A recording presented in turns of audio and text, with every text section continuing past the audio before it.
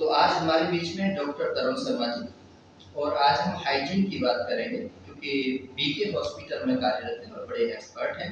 और अनेक इन्फेक्शन हम देखते हैं कि घर में, स्कूल में, कॉलेज में, हॉस्पिटल्स में जब भी हम लोग जाते हैं तो बहुत सारी ऐसी चीज़ें जो हमारी नॉलेज में नहीं है और जिन वजह से हम बीमार हो जाते हैं। उस बीमारी से कैसे बचाव हो सकता है, तो उसके बारे में हम डॉक्टर तरुण शर्मा से जानेंगे और किन-किन चीज़ों का हमें ध्यान रखना चाहिए। तो डॉक्टर साहब, जैसे कि ऑफ़िसों में जाते हैं या घरों में होते हैं, तो हाँ, ऐसी कौन-कौन सी चीज़ें जिनसे बीमारी लगती है? देखिए, सबसे पहले तो जो बीमारी का मेन कारण है, वो है पानी। पानी शुद्ध हो, आरओ वाटर लीजिए, पानी का खास ख्याल रखें। अभी गर्मी में बैक्टीरियाज बहुत ज़्यादा ग्रो करती हैं, तो जो पानी की टंकियाँ हैं, वो सबसे पहले भी साफ होनी चाहिए, ठीक है?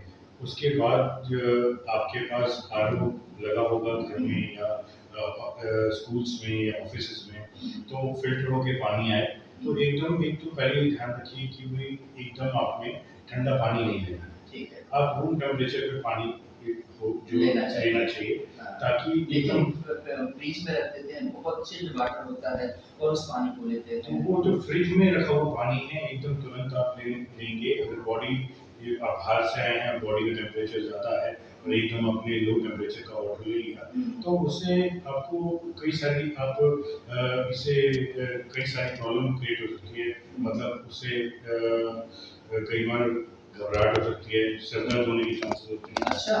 सर दर्द भी हो सकते हैं क्योंकि एनवायरमेंटल चेंजेस हो जाते हैं। मतलब जो आपकी बॉडी का टेम्परेचर है, वो एकदम सडनली चेंज होता है।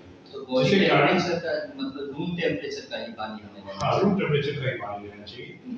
और तो थोड़ा कोशिश करें अगर बाहर से आएँ, तो थोड़ा रुक कर और फिर जब बॉडी रूम टेम्परेचर के अकॉर्डिंग मैनेज हो जाए, तो फिर उसके बाद आप जैसे पानी खेतों में लें। आदमी काम कर रहा होता है, पसीना निकल रहा होता है, कपड़ा उसने उतार रखा है, नाली में पानी बह रहा है, तो उसको अचानक वो पी लेता है, तो उससे तो उसको कुछ नहीं होता है। देखिए, अब रही कि प्राकृतिक वाटर की बात कर रहे हैं, जो कि भूमि से निकल रहा है, सबमर्सिबल से आ रहा है, ठीक है? तो कभी भी जैसे हम उसमें भी खेती करके आते हैं, तुरंत आके तुरंत पानी ना लें। थोड़ी देर रेस्ट करें, रिलैक्स हों, बॉडी को रिलैक्स करें। उसकी क्योंकि हवा भी चलती है, क्योंकि वो जो उसका एटमॉस्फेयर है खेतों का, वो कंपैरेटिवली हमारे जो घर का टेम्परेचर है, उससे बहुत डिफरेंट होता है। ठीक है? तो पेड़ की छाया में बैठे, थोड़ी देर पसीने को सुखाएँ, सुखाने के बाद उस पानी को पी सकते हैं। अच्छा, स्कूलों में बच्चे पढ़ते हैं, तो पढ़ते समय पर बहुत सारे बच्चे स्कूल में चक्कर खा के गिर जाते हैं या और परेशानी हो जाती है। उस समय क्या सावधानी रखनी चाहिए? क्योंकि स्कूल हेल्थ भी आप ही देख रहे हैं। बिल्कुल, बिल्कुल। देखिए, उसके अंदर एक ये चीज़ ज़रूरी है, ये चीज़ ज़रूर बच्चे ध्यान रखें कि बच्चों को पहले तो इस समय गर्मी के मौसम में बाहर नहीं निकलना चाहिए, ठीक है? बहुत ज़रूरी कारण हों, तो ही निकलें, नहीं तो नहीं निकलें। और पेरेंट्स को भी इसका ध्यान रखना चाहिए ये तो कि ठीक है, बच्चों को ये ना ठीक है कि अब स्कूलों की छुट्टी चल रही है। हाँ। लेकिन जब स्कूल खुले हुए होते हैं, उस समय स्कूल वालों को क्या ध्यान रखना चाहिए और ताकि बच्चे हमारे स्वस्थ रहें? मैं उस चीज़ को जानना चाहता हूँ कि स्कूल हेल्थ सेफ्टी के अंदर वो ऐसी कौन-कौन सी चीज़ें हैं जिन नॉर्म्स को स्कूल मालिकों को, स्कूल प्रिंसिपल को ध्यान रखना चाहिए? पहले उसके बारे में जानना चाहता ठीक हूँ। है। सबसे पहले कि पानी जो मैंने आपको बताया, हाँ, स्वच्छ पानी की पिए, वो टंकी साफ टंकी साफ होनी चाहिए, चाहिए, पहला काम ये है। ठीक है? और साथ में इनके बाथरूम्स क्लीन होने चाहिए, टॉयलेट क्लीन होने चाहिए, सिस्टम खराब नहीं होने चाहिए, इनके यहाँ कोई मग नहीं होना चाहिए जिससे कि और उसको देखा है वाटर लैट्रिन बाथरूम में जो छोटे-छोटे बच्चे होते हैं, 2-2 3-3 साल के बच्चे होते हैं, छोटी-सी उसकी होती है, उसमें वो नहीं जानते, उसमें मग रखा रहता है और सिस्टम उसमें होता ही नहीं है, होता है तो उसी के अंदर उससे उससे उससे बहुत सारे बैक्टीरिया ग्रो कर सकते हैं, क्योंकि सीट जो सब यूज़ करते हैं, टॉयलेट सीट, उसमें बैक्टीरिया एम्बेड होते हैं। हाँ, उस पर भी जैसे बैठ कर के उठते हैं तो उसको साफ नहीं करते हैं। एक तो उसको साफ नहीं, तो जो स्कूल वाले हैं उनको देखना चाहिए कि ये सारे क्लीन रहे। दूसरा फ्लैश क्लीन रहे। तीसरा जो है पेपर, इसके अंदर पेपर रोल होना चाहिए, मैंडेटरी है। इसके अलावा सिस्टम जो है वो प्रॉपर्ली क्लीन होना चाहिए, ठीक है? बाथरूम को हर 2 घंटे में क्लीन कराना चाहिए। अच्छा। अपने जो सैनिटरी स्टाफ है उसे क्लीन कराना चाहिए, ठीक है? इसके अलावा वहाँ मग ना रख के वहाँ शावर रख लें, जिससे कि टॉयलेट क्लीन कर सके, बच्चा इजीली क्लीन कर सके, ठीक है। देन उसके बाद प्रॉपर हैंड वॉशिंग की सुविधा होनी चाहिए वहाँ लिक्विड सोप होना चाहिए, ठीक है। और जो वाटर है फ्रेश वाटर वहाँ आना चाहिए, ठीक है। तो और इसके अलावा कुछ चीज़ों का ये ध्यान रख सकते हैं कि एक तो ये हाइजीन ये मेंटेन हुई, दूसरा जो इनके जो टेबल है जिन पर बच्चे बैठते हैं वो क्लीन होना चाहिए, ठीक है।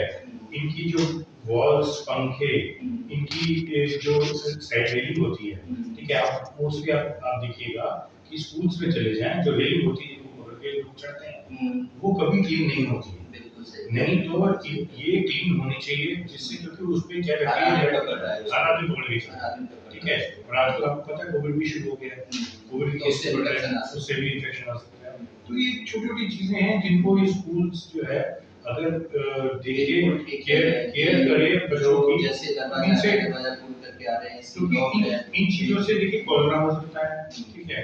टाइफाइड हो सकता है अगर पानी साफ नहीं हो तो टाइफाइड हो सकता है, अच्छा। स्किन डिजीज हो सकती है अगर आप सीट साफ नहीं होगी प्रॉपर्ली, स्किन अगर अगर खुजली सी हो जाती है, खुजली भी हो सकती है, रैशेस भी हो सकते हैं, बहुत सारी चीज हो सकती है, कई प्रकार की डिजीज हो सकती है, ठीक है। तो एक तो वो भी बचेंगे, ठीक है।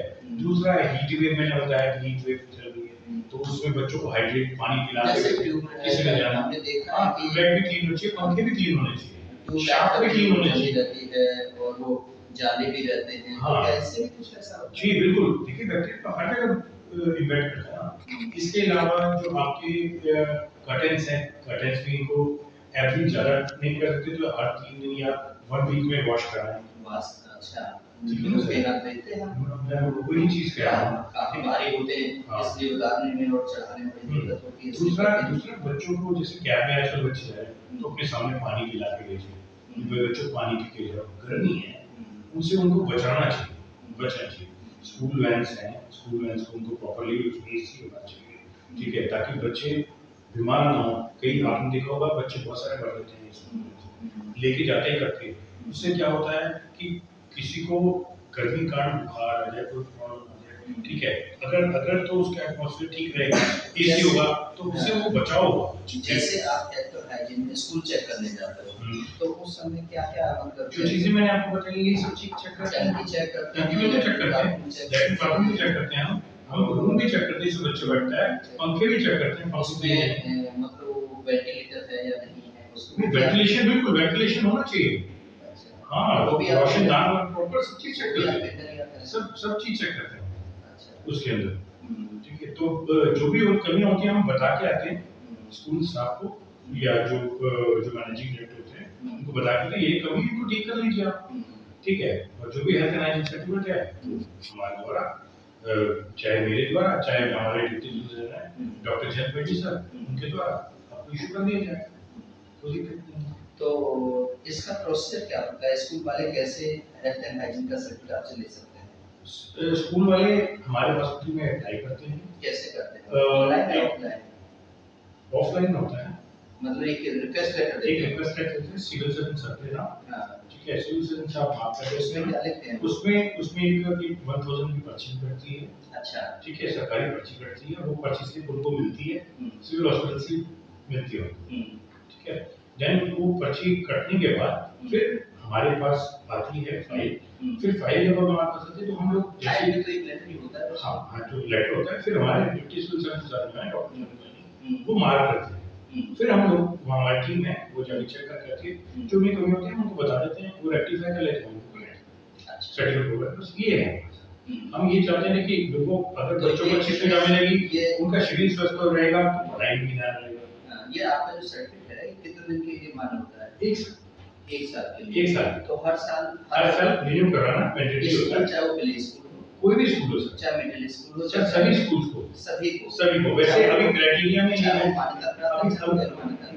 अभी क्राइटेरिया ये है कि हम जो है 10th से ऊपर सीबीएसई में इनको किसी को एनरोल करना होता है 10th तक के, उनके प्राइमरी वालों को वैसे भी उसमें वैसे हम दे देते हैं अगर कोई अप्लाई करता है, बट उसके लिए भी ऐसा कंपल्शन नहीं, जरूरी है, बट अभी हमने ऐसी कंपल्शन नहीं कर, पर हमने डीओ साहब को लेटर लिखा है कि सभी चाहे प्राइमरी हो चाहे वो सीनियर सेकेंडरी हो, बच्चे तो सब जगह हैं और सुविधा सबको मिलनी चाहिए, हेल्थ सबकी सही रहनी चाहिए।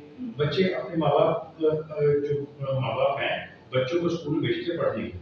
अगर पढ़ाई के साथ साथ उनकी हेल्थ भी अच्छी रहेगी तो बच्चे का शरीर स्वस्थ होगा, तभी उनको पढ़ाई में भी मन लगेगा। तो हम चाहते हैं कि सारे जो डीओ साहब हैं डिस्ट्रिक्ट फरीदाबाद के सबको लेटर इशू करें सभी स्कूल को कि वो अपना जो है हाइजीन सर्टिफिकेट के लिए अप्लाई करें सिविल हॉस्पिटल फरीदाबाद में। और इसके लिए कोई कमेटी भी होती है आप जो चेक कर सकें? तो कमेटी सर ने गठित कर रखी है। नहीं, जैसे कि बाकी के वैसे ही जनरल चेक करने के लिए कि स्कूलों में जाकर के भी देखा जाए किसके पास सर्टिफिकेट है, किसके पास सर्टिफिकेट। देखिए ये वाला प्रोविजन हमारे यहाँ नहीं है, ठीक बस है। ये है जो एप्लीकेशन जो एप्लीकेशन पे हम उनकी उनको आप दे देते हैं, उनका जो चेक करना चाहता है वो कर ले, जो नहीं करना चाहता उसके लिए कोई ऐसा नहीं सीबीएसई के लिए वो मैंडेटरी है कि सीबीएसई एप्लीकेशन के लिए है कि जो एप्लीकेशन लेगा उस समय पर है, वो एप्लीट हो गया 2 साल 4 साल चला लिए, फिर वो परवाह नहीं करते, फिर वो परवाह वैसे ये होना चाहिए कि हर स्कूल को ये डीओ साहब को ही करना है, ये डीओ साहब को ही कोई ऐसा लेटर इशू करना चाहिए कि भाई आप हर हेल्थ डिपार्टमेंट से अपना हेल्थ एनालिसिस सर्टिफिकेट लीजिए ताकि वो श्योर हो सकें और माँ बाप श्योर हो सकें कि हमारे बच्चों की हेल्थ के लिए जो भी मेजरमेंट्स हैं जो कि स्कूल्स में करनी चाहिए वो स्कूल कर रहा है नहीं। तो धन्यवाद तरुण शर्मा जी आपका।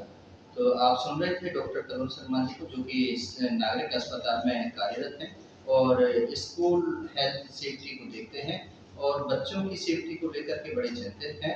तो मैं सभी स्कूल के जो साथी हैं, संचालक हैं, प्रिंसिपल्स हैं, उनसे निवेदन करता हूँ कि अपने इसमें कुछ नहीं जाता, 1000 रुपये की पर्ची कटती है, नॉर्मल सी फीस है और वहाँ जाकर के जब डॉक्टर कोई आते हैं चेक करने के लिए तो आपको एडवाइस भी करते हैं और अच्छा मिशन है, इसको करना चाहिए। क्योंकि गंदा पानी पीने के बाद जल जनित बीमारी बहुत सारी पैदा हो जाती हैं, जिनके लिए हो सकता है पेचिश हो जाए, उल्टी हो जाए, दस्त हो जाए, जिनके लिए फिर आपको अस्पताल भागना पड़ेगा या फिर कहीं पर हो सकता है कि कोई और शिकायत डीसी के पास पहुंच जाए जिसके लिए आपको लेने के देने पड़ जाए। तो इसलिए मेरा विनम्र निवेदन है सभी से कि अब तो गर्मी की छुट्टी पड़ी हुई है भले, लेकिन जैसे ही स्कूल खुलते हैं आप सभी ने इस बात का ध्यान रखना है और स्कूल हेल्थ जो है वो बहुत जरूरी है। यहाँ तक कि घर में भी बताया उन्होंने कि सिस्टम क्या होना चाहिए, टॉयलेट बाथरूम में हम कैसे साफ सफाई का ध्यान रखेंगे तो घर में और भी हमारे जो लोग रहने वाले हैं वो सुरक्षित रह सकते हैं, स्वस्थ रह सकते हैं। तो इन सब बातों के लिए और ऐसी वीडियो के लिए, ऐसे एक्सपर्ट न्यूज के लिए मैं दोबारा से आपके बीच में आऊँगा। मैं डॉक्टर एमपी सिंह आप सभी का स्वागत करते हुए धन्यवाद करता हूँ कि आपने इन व्यूज को सुना और देखा। मैं कोशिश करता हूँ कि आपको अच्छे से अच्छा ज्ञान दिया जाए और ये ज्ञान आगे तक पहुँचा ताकि और लोग भी स्वस्थ रह सकें। बहुत बहुत शुक्रिया, बहुत बहुत धन्यवाद।